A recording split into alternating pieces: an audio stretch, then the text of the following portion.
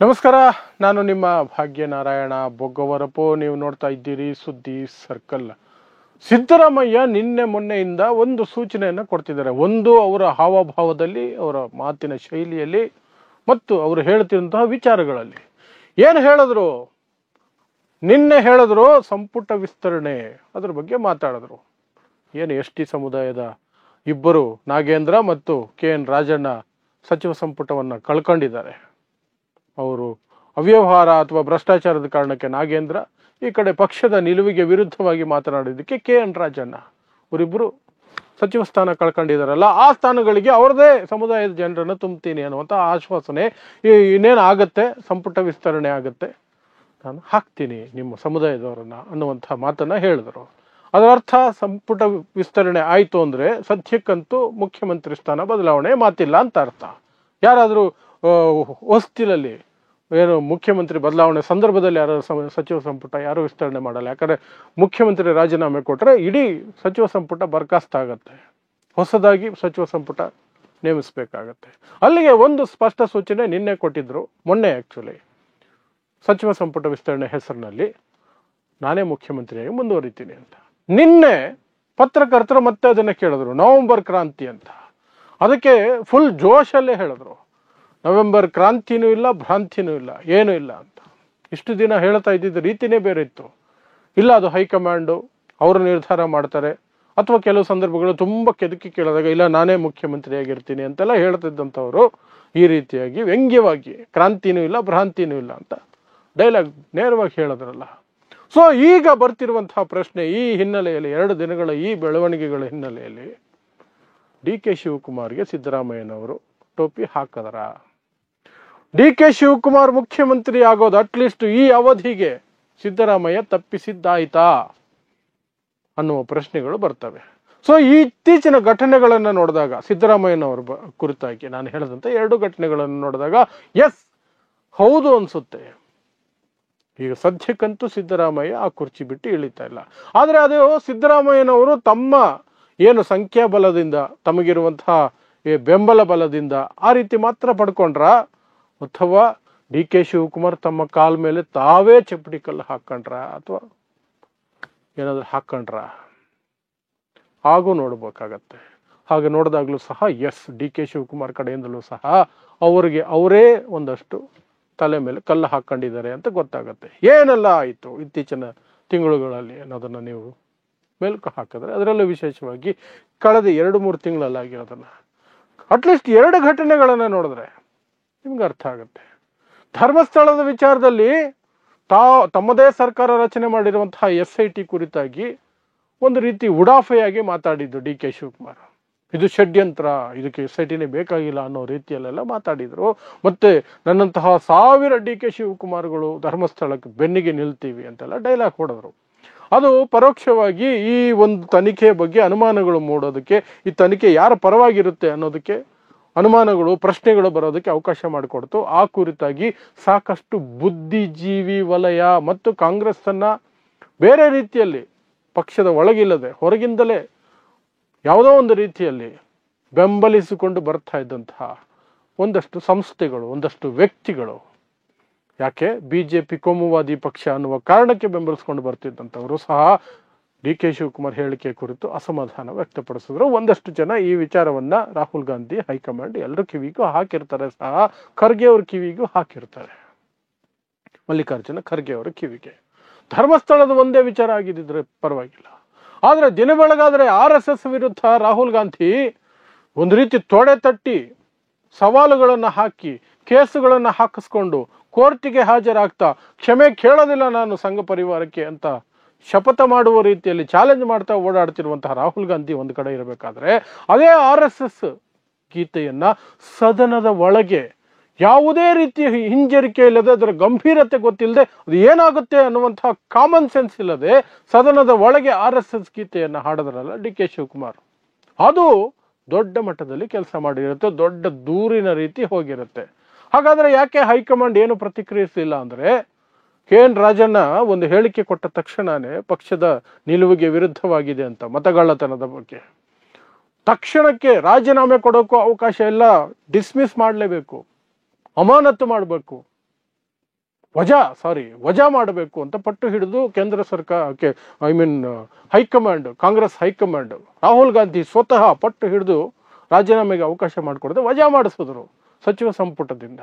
ಆದರೆ D K Shivakumar ಮೇಲೆ RSS ಗೀತೆಯನ್ನು ಸದನದ ಒಳಗಡೆ ಹಾಡಿದ್ರು ಸಹ ಯಾಕೆ ಕ್ರಮ ಆಗಲಿಲ್ಲ ಅಂದ್ರೆ ಡಿ ಕೆ ಶಿವಕುಮಾರ್ದು ಪೊಸಿಷನ್ ಬೇರೆ ಇದೆ.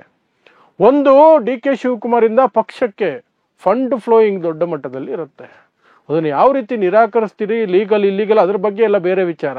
ಬಟ್ ಆರ್ಥಿಕವಾಗಿ ಕಾಂಗ್ರೆಸ್ ಪಕ್ಷದಲ್ಲಿ ಈಗ ಇಡೀ ದೇಶದಲ್ಲಿ ಕಾಂಗ್ರೆಸ್ ಇರುವ ಪರಿಸ್ಥಿತಿಗೆ, ಯಾಕಂದ್ರೆ ಅಧಿಕಾರದಿಂದ ದೂರ ಉಳಿದು ಸುಮಾರು 15 ವರ್ಷ ಆಗ್ತಿದೆ ಹತ್ತತ್ರ. ಸಾಕಷ್ಟು ವಿಚಾರಗಳಲ್ಲಿ ಸಾಕಷ್ಟು ರಾಜ್ಯಗಳಲ್ಲಿ ಅಧಿಕಾರನೇ ಇಲ್ಲ. ಇರೋದು 2-3 ರಾಜ್ಯಗಳು, ಅಲ್ಲಿಂದನೇ ಫಂಡ್ಗಳು ಬರಬೇಕು. ಅದರಲ್ಲೂ ದೊಡ್ಡ ಮಟ್ಟದಲ್ಲಿ ಕರ್ನಾಟಕದಿಂದನೇ ಬರಬೇಕು. ಅದನ್ನ ಸಾಧಿಸುವ ಶಕ್ತಿ ಇರುವಂತಹದ್ದು ವೈಯಕ್ತಿಕವಾಗಿ ಮತ್ತು ಸಂಘಟಿತವಾಗಿ ಒಂದಷ್ಟು ಫಂಡ್ಗಳನ್ನು ಜನರೇಟ್ ಮಾಡಿ ಆ ಫಂಡ್ಗಳನ್ನು ಹೈಕಮಾಂಡ್ಗೆ ತಲುಪಿಸುವ ಶಕ್ತಿ ಇರೋದು ಡಿ ಕೆ ಶಿವಕುಮಾರ್ಗೆ ಮಾತ್ರ. ಮತ್ತು ಒಕ್ಕಲಿಗ ಸಮುದಾಯದ ನಾಯಕ ಅನ್ನುವಂಥದ್ದು ಸಹ ಅವರು ದೊಡ್ಡ ಮಟ್ಟದಲ್ಲಿ ಸಪೋರ್ಟಿಗಿರುತ್ತೆ. ಒಕ್ಕಲಿಗ ನಾಯಕನ ಮೇಲೆ ಕ್ರಮ ಆದರೆ ಒಂದಷ್ಟು ರೆಪಕರ್ಷನ್ಸ್ ಇರುತ್ತೆ. ಅದರಲ್ಲೂ ವಿಶೇಷವಾಗಿ ಮೈಸೂರು ಕರ್ನಾಟಕ ಭಾಗದಲ್ಲಿ. ಹಾಗಾಗಿ ಡಿ ಕೆ ಶಿವಕುಮಾರ್ ಮೇಲೆ RSS ವಿಚಾರವಾಗಿ ಇಲ್ಲಿಯವರೆಗೆ ಹೈಕಮಾಂಡ್ ಸಿಟ್ಟು ಮಾಡಿಕೊಂಡಿದೆ ಅನ್ನುವ ಸೂಚನೆಗಳು ಅಥವಾ ಒಂದು ಮಾಹಿತಿ ನಮಗಿದೆ. ಆದರೂ ಸಹ ಕ್ರಮಕ್ಕೆ ಮುಂದಾಗಿಲ್ಲ, ಸಮಯಕ್ಕೆ ಕಾಯ್ತಿದ್ದಾರೆ.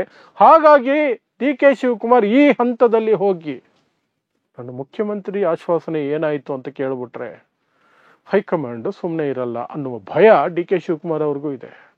ಅವತ್ತು RSS ಹಾಡು ಆಡಬೇಕಾದ್ರೆ ಡಿ ಕೆ ಶಿವಕುಮಾರ್ ಈ ಭೂಮಿ ಮೇಲೆ ಇದೀನಿ ಅನ್ನೋದೇ ಮರ್ತು ಹೋಗಿದ್ರು. ಯಾವುದೋ ಹುಡುಗಾಟಿಕೆ ತರ ಮಾಡಿದ್ರು. ಒಂದು ಪಕ್ಷದ ರಾಜ್ಯದ ಅಧ್ಯಕ್ಷ ಆ ಪಕ್ಷದ ಸಿದ್ಧಾಂತದ ವಿರುದ್ಧ ಇರುವಂತಹ ವಿಚಾರವನ್ನ ತಾನು ಆ ರೀತಿ ಹೇಳೋದ್ರಿಂದ ಏನೇನೋ ಆಗ್ಬಿಡುತ್ತೆ ಅನ್ನುವಂತಹ ಕಾಮನ್ ಸೆನ್ಸೇ ಇರಲಿಲ್ಲ ಅವತ್ತು ಡಿ ಕೆ ಶಿವಕುಮಾರ್ಗೆ. ತಾನೇನು ಮಾಡ್ತಿದ್ದೀನಿ ಅಂತಾನೆ ಈ ಲೋಕದಲ್ಲೇ ಇದ್ದಂಗೆ ಮಾತಾಡ್ಲಿಲ್ಲ. ಏನೋ ಹುಡುಗಾಟ, ಚಿಕ್ಕ ಮಕ್ಕಳು ಆಟ ಆಡ್ದಂಗೆ ಹೇಳ್ಬಿಟ್ರು. ಅದು ಮುಗಿಸಿ ಹೊರಗಡೆ ಬಂದ ಮೇಲೆ ಆ ನಂತರ ಬಂದ ಪ್ರತಿಕ್ರಿಯೆಗಳು, ಆರೋಪಗಳು, ಮಾತುಗಳು, ಚರ್ಚೆಗಳು, ವಿಶ್ಲೇಷಣೆಗಳು ಅವುಗಳೆಲ್ಲ ನೋಡಿದ ಮೇಲೆ ಅರ್ಥ ಆಗಿದ್ದು ಡಿ ಕೆ ಶಿವಕುಮಾರ್ಗೆ. ಬಟ್ ಅದನ್ನು ಬಹಿರಂಗವಾಗಿ ಒಪ್ಕೊಳ್ಳೋದಕ್ಕೆ ಸಾಧ್ಯ ಇರಲಿಲ್ಲ.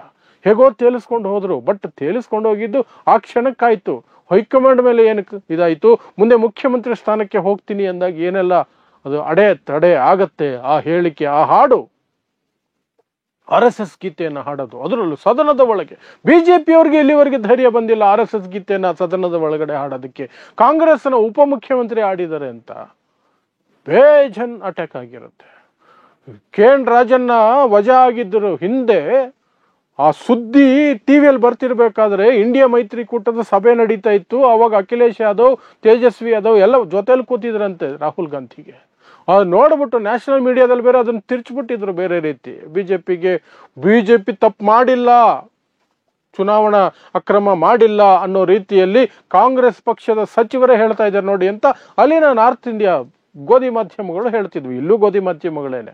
ಅಲ್ಲಿನ ಮಾಧ್ಯಮಗಳನ್ನ ಆ ರೀತಿ ಬಿಂಬಿಸ್ತಿರ್ಬೇಕಾದ್ರೆ ಆ ಸುದ್ದಿಗಳನ್ನ ನೋಡಿ ತಕ್ಷಣಕ್ಕೆ ಪಕ್ಕದಲ್ಲೇ ಇದ್ದಂತಹ ಅಖಿಲೇಶ್ ಯಾದವ್ ಒಂದು ರೀತಿ ಸಿಟ್ಟು ಮಾಡ್ಕೊಂಡಂತೆ. ಏನ್ರಿ ನಡೀತಾ ಇದೆ ನಿಮ್ಮ ಪಕ್ಷದಲ್ಲಿ, ನಾವೆಲ್ಲ ಏನಕ್ಕೆ ಓಡಾಡ್ತಿದೀವಿ, ನಿಮ್ಮ ಪಕ್ಷದವ್ರು ಏನು ಮಜಾ ಮಾಡ್ತಿದಾರೆ ಅಲ್ಲಿ ಕೂತ್ಕೊಂಡು ಕರ್ನಾಟಕದಲ್ಲಿ ಅಂದಾಗ ರಾಹುಲ್ ಗಾಂಧಿ ತಕ್ಷಣಕ್ಕೆ ಫೋನ್ ಮಾಡಿ ವೇಣುಗೋಪಾಲ್ಗೆ, ಸಿದ್ದರಾಮಯ್ಯಗೆ ಹೇಳ್ರಿ ವಜಾ ಮಾಡಿ ಬಿಸಾಕ್ಬೇಕು, ಪಕ್ಷದಿಂದ ಕಿತ್ತು ಬಿಸಾಕ್ಬೇಕು ರಾಜಣ್ಣನ ಅಂತ. ಆಮೇಲೆ ಸಿದ್ದರಾಮಯ್ಯ ಕನ್ವಿನ್ಸ್ ಮಾಡ್ಬೇಕಾಯ್ತು, ಪಕ್ಷದಿಂದ ತೆಗೆಯೋದು ಬೇಡ, ಸಮುದಾಯ ST ಸಮುದಾಯ ಸಮಸ್ಯೆ ಆಗತ್ತೆ ಅಂತೆಲ್ಲ ಹೇಳೋದ ಮೇಲೆ ಸರಿ ಅಟ್ಲೀಸ್ಟ್ ಇದು ವಜಾ ಮಾಡಿ, ಇಲ್ಲ ರಾಜೀನಾಮೆ ಕೇಳೋಣ. ರಾಜೀನಾಮೆಗೆ ಅವಕಾಶನೇ ಇಲ್ಲ, ಅಷ್ಟು ಮಾತ್ರನೂ ಮಾಡಿಲ್ಲ ಅಂದ್ರೆ ಹೇಗೆ, ವಜಾ ಮಾಡಿ ಬಿಸಾಕಿ ಅಂತ ರಾಹುಲ್ ಗಾಂಧಿ ಖಡಕ್ ಆಗಿ ಹೇಳಿದ ನಂತರನೇ ವಜಾಕ್ಕೆ ಒಪ್ಕೊಂಡಿದ್ದು, ವಜಾ ಆಗಿದ್ದು. ಆ ಮಟ್ಟಕ್ಕೆ ಅದು ರೆಪಕಷನ್ಸ್ ಇರುತ್ತೆ. RSS ಹಾಡನ್ನ ಸದನದ ಒಳಗೆ ಡಿ ಕೆ ಶಿವಕುಮಾರ್ ಹಾಡಿದ್ದಾರೆ ಅನ್ನೋ ವಿಚಾರ ಇಡೀ ದೇಶದಲ್ಲಿ ಸುದ್ದಿ ಆದಾಗ ಎಲ್ಲೆಲ್ಲಿಗೋ ಹೋಗಿರುತ್ತೆ. ಬೇರೆ ನಾಯಕರೆಲ್ಲ, ಇಂಡಿಯಾ ಮೈತ್ರಿಕೂಟದ ನಾಯಕರೆಲ್ಲರೂ ಸಹ ರಾಹುಲ್ ಗಾಂಧಿನ ಪ್ರಶ್ನೆ ಮಾಡಿರ್ತಾರೆ, ಮಲ್ಲಿಕಾರ್ಜುನ ಖರ್ಗೆ ಪ್ರಶ್ನೆ ಮಾಡಿರ್ತಾರೆ, ಏನ್ ನಡೀತಾ ಇದ್ದಾರೆ ನಿಮ್ಗೆ ಅಲ್ಲಿ ಅಂತ. ಡಿ ಕೆ ಶಿವಕುಮಾರ್ಗೆ ಅದು ಅರ್ಥ ಆಗ್ಬೇಕಾಗಿತ್ತು. ಹುಡುಗಾಟಿಕೆಯಲ್ಲಿ ಏನೋ ಒಂದು ಬಾಯಿಗೆ ಬಂದಂಗೆ ಮಾತಾಡ್ಬಿಟ್ರೆ, ಏನೋ ಒಂದು ಹೇಳ್ಬಿಟ್ರೆ ಎಲ್ಲ ಆಗಲ್ಲ. ಸೊ ಒಂದು ಧರ್ಮಸ್ಥಳದ ವಿಚಾರದಲ್ಲಿ ಡಿ ಕೆ ಶಿವಕುಮಾರ್ ತೆಗೆದುಕೊಂಡಂತಹ ಅಥವಾ ಆಡಿದಂತಹ ಮಾತುಗಳು, RSS ಗೀತೆಯನ್ನು ಸದನದ ಒಳಗಡೆ ಹಾಡಿದ್ದು, ಅದರ ಜೊತೆಗೆ ಆಗಾಗ ಸಾಫ್ಟ್ ಹಿಂದುತ್ವವನ್ನು ತೋರಿಸ್ತಾ ಇರುವಂತಹದ್ದು. ಇದು ಬುದ್ಧಿಜೀವಿ ವಲಯ ಮತ್ತು ಒಂದಷ್ಟು ಜನ ಯಾರೆಲ್ಲ ಬಿಜೆಪಿ ಕೋಮುವಾದಿ ಪಕ್ಷ ಅನ್ನೋ ಕಾರಣಕ್ಕೆ ಕಾಂಗ್ರೆಸ್ ಅನ್ನು ಬೆಂಬಲಿಸ್ಕೊಂಡು ಬರ್ತಿದ್ದಾರೆ. ಅವ್ರಿಗೆ ಎಲ್ರಿಗೂ ಸಹ ಅಸಮಾಧಾನ ಡಿ ಕೆ ಶಿವಕುಮಾರ್ ಮೇಲಿದೆ. ಆ ವಿಚಾರವನ್ನ ಎಲ್ಲಿ ತಲುಪಿಸ್ಬೇಕು ಅಲ್ಲೆಲ್ಲ ಆಗಾಗ ತಲುಪಿಸ್ತಿರ್ತಾರೆ. ಆ ಎಲ್ಲ ಕಾರಣಗಳಿಗಾಗಿ ಡಿ ಕೆ ಶಿವಕುಮಾರ್ ಈಗ ಗಟ್ಟಿಯಾಗಿ ಕೂತ್ಕೊಂಡು ಕೇಳಕ್ ಆಗ್ತಿಲ್ಲ, ಮುಖ್ಯಮಂತ್ರಿ ಮಾಡಲೇಬೇಕು ನನಗೆ ಅಂತ. ಆಕ್ಚುಲಿ ಜ್ಯೋತಿಷಿಗಳು ಡೇಟ್ ಕೊಟ್ಬಿಟ್ಟಿದಾರಂತೆ, ನವೆಂಬರ್ 16, ನವೆಂಬರ್ 24, 2 ಡೇಟ್ಗಳಲ್ಲಿ ಯಾವ್ದಾದ್ರು ಒಂದು ಡೇಟಲ್ಲಿ CM ಆಗ್ಬಿಟ್ರೆ ನಿಮ್ಮನ್ನ ಆಮೇಲೆ 10 ವರ್ಷ ಅಲುಗಾಡ್ಸಕ್ಕಾಗಲ್ಲ CM ಸೀಟಿಂದ ಅಂತ. ಜ್ಯೋತಿಷ್ಯನ್ ಸಿಕ್ಕಾಪಟ್ಟೆ ನಂಬುವಂಥವ್ರು ಡಿ ಕೆ ಶಿವಕುಮಾರ್. ಹಾಗಾಗಿ ಆಗ್ಲೇಬೇಕು ಅಂತ ಪಟ್ಟು ಹಿಡಿದು ಕೂತಿದ್ರು. ಆದ್ರೆ ತಮ್ಮದೇ ಕಾಲ ಮೇಲೆ ಒಂದಷ್ಟು ಚಿಪ್ಟಿ ಕಲ್ಲು ಹಾಕೊಂಡ್ರು, ಒಂದಷ್ಟು ಕಲ್ಲು ಹಾಕೊಂಡ್ರು. ಈಗ ಅನುಭವಿಸ್ಬೇಕು ಅನ್ಸುತ್ತೆ. ಆ ಒಂದು ಹಿನ್ನೆಲೆಯಲ್ಲೇನೆ ಈಗ ಪಕ್ಕ ಆಗಿದೆ ಅನ್ಸುತ್ತೆ, ಆಲ್ಮೋಸ್ಟ್ ಸಿದ್ದರಾಮಯ್ಯನೇ ಕಂಟಿನ್ಯೂ ಆಗ್ತಾರೆ. ಈ ಟರ್ಮ್, ಈ ಅವಧಿಗೆ ಡಿ ಕೆ ಶಿವಕುಮಾರ್ಗೆ ಮುಖ್ಯಮಂತ್ರಿ ಸ್ಥಾನ ಇಲ್ಲ ಅನ್ನುವಂಥದ್ದು ಸಿದ್ದರಾಮಯ್ಯ ಅವರಿಗೆ ಕನ್ಫರ್ಮ್ ಆದಂಗೆ ಕಾಣ್ತಿದೆ. ಹಾಗಾಗಿ ಅವರು ಕಾನ್ಫಿಡೆಂಟ್ ಆಗಿ ಸಚಿವ ಸಂಪುಟದ ಏನು ವಿಸ್ತರಣೆ ಬಗ್ಗೆ ಮಾತಾಡ್ತಾರೆ. ಈ ಕಡೆ ಕ್ರಾಂತಿನೂ ಇಲ್ಲ ಭ್ರಾಂತಿನೂ ಇಲ್ಲ ಅಂತ ಡೈಲಾಗ್ ಹೊಡಿತಾರೆ. ಇದಿಷ್ಟು ನನಗೆ ಅನಿಸಿತ್ತು ಈ ಸನ್ನಿವೇಶದಲ್ಲಿ CM ಬದಲಾವಣೆ ವಿಚಾರವಾಗಿ ರಾಜ್ಯದಲ್ಲಿ ಏನು ನಡೀತಾ ಇದೆ ಅಂತ. CM ಬದಲಾವಣೆ ವಿಚಾರ ಆಂತರಿಕ ವಿಚಾರ ಆಗದೇ ಇಲ್ಲ, ಅದಕ್ಕೆ ನಾವು ಚರ್ಚೆ ಮಾಡೋದು. ಅದು ಆಡಳಿತದ ಮೇಲೆ ದೊಡ್ಡ ಪರಿಣಾಮ ಬೀರುತ್ತೆ. ಅಧಿಕಾರಿಗಳಿರ್ತಾರಲ್ಲ, ಅವ್ರು ಎಂಥ ಪಾಖಂಡಿಗಳು ಅಂದರೆ, CM ಬದಲಾಗ್ತಾರೆ, ಮಿನಿಸ್ಟರ್ ಬದಲಾಗ್ತಾರೆ ಅಂದ್ರೆ ಅವ್ರ ಕಾರ್ಯ ಮಾಡೋ ಶೈಲಿನೇ ಬೇರೆ ಇರುತ್ತೆ. ಏನೆಲ್ಲ ಮಾಡಬಹುದು ಅನ್ನೋದನ್ನ ಅವ್ರು ಸರಿಯಾಗಿ ಮಾಡ್ಕೊಳ್ತಿರ್ತಾರೆ. ಜನರಿಗೆ ಸಿಕ್ಕಾಪಟ್ಟು ತೊಂದರೆ ಆಗುತ್ತೆ ಅದರಿಂದ. ಹಾಗಾಗಿ ಯಾವಾಗಲೂ ಏನು ಕೇಳೋದು, ಸುಸ್ಥಿರ ಸರ್ಕಾರ ಇರಬೇಕು ಅಂತ, ಒಳ್ಳೆ ಮೆಜಾರಿಟಿ ಇರಬೇಕು ಅಂತಲೂ ಯಾಕೆ ಹೇಳೋದು ಅಂದ್ರೆ, ಸರ್ಕಾರ ಏನು ಆಗಲ್ಲ, ಸರಿಯಾಗಿ ಹೋಗ್ತಿರುತ್ತೆ ಅನ್ನುವಂತಹ ಭಯ ಅಧಿಕಾರಿ ವರ್ಗಕ್ಕಿರಬೇಕು.